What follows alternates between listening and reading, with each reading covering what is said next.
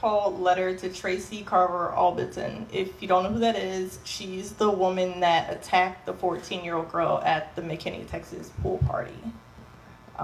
There's like 1,000 videos I've seen go viral, but this is the poem for her. So there you go. When you left the pool after jumping a young girl in a bathing suit, as a grown-ass woman, no less, you showed the world just how powerful white privilege is. Just how bright and shiny white supremacy waves its flags. You showed the world that a white woman can do whatever she likes, as long as she cries victim when the police arrive. You showed the world that police see your skin as a beacon of innocence, while ours is as incriminating as murder and child molestation. You proved to America that you're truly untouchable. But then again, this isn't really news to anyone. But I have a question for you.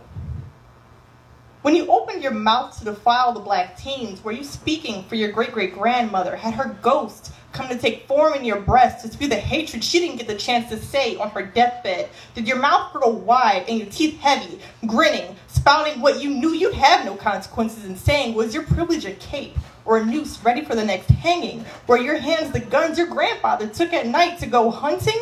Was your skeleton suddenly the one of your family's last slave master? Was it sport for you to see who could break her spirit faster? Did your ancestors' heart swell with pride as they watched a young girl that you just pretty much crucified get treated like the animal you and your kin recognize? I ask, because her ancestors just called and they have something to say. When you snatched her up, that was them forcing you away. Those marks on your skin belong to the women who were told they weren't made to fight back. They were only meant to fold, and you'd be a fool to think they'd never come back. Our people don't die. We just take the late train back. When you told her to leave, her grandmother refused. She marched far too long to bend to the likeness of you. She said she fought too hard to give you that satisfaction. You can take your privilege and swallow with that same conviction. Did you notice the resistance in their souls? That was 600 years worth of times they'd have been struck for saying no, found themselves swinging from a telephone pole while you sent your family off to work and school. So they say no now, with their head held high and pride in their chest. Our ancestors can always speak for us best because their fight is still alive. They know it too well.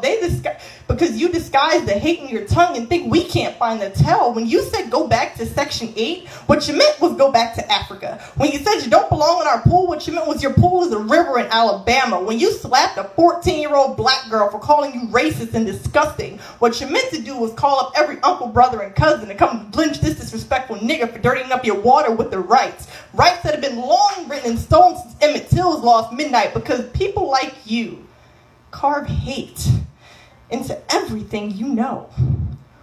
When you said you have your own pool, what you meant was porcelain and tiles are meant for the porcelain skin. You meant if you don't see filth, this isn't where you fit in. You meant niggers don't swim, only drown upon request. You meant the words burning a hole in your granddaddy's chest. You spoke his words. So now we're going to take our turn. Tell your lynch mob we're here to watch them squirm.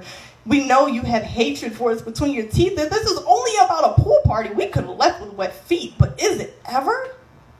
You are the predator everyone crowns a prey. Your children are going to grow up thinking what you did was okay. It's all right to slap that nigger if they piss you off. It's cool if you want to rough them up to take the edge off. It's completely understandable if you kill a few. I mean, after all, we only need them to shine our shoes, right?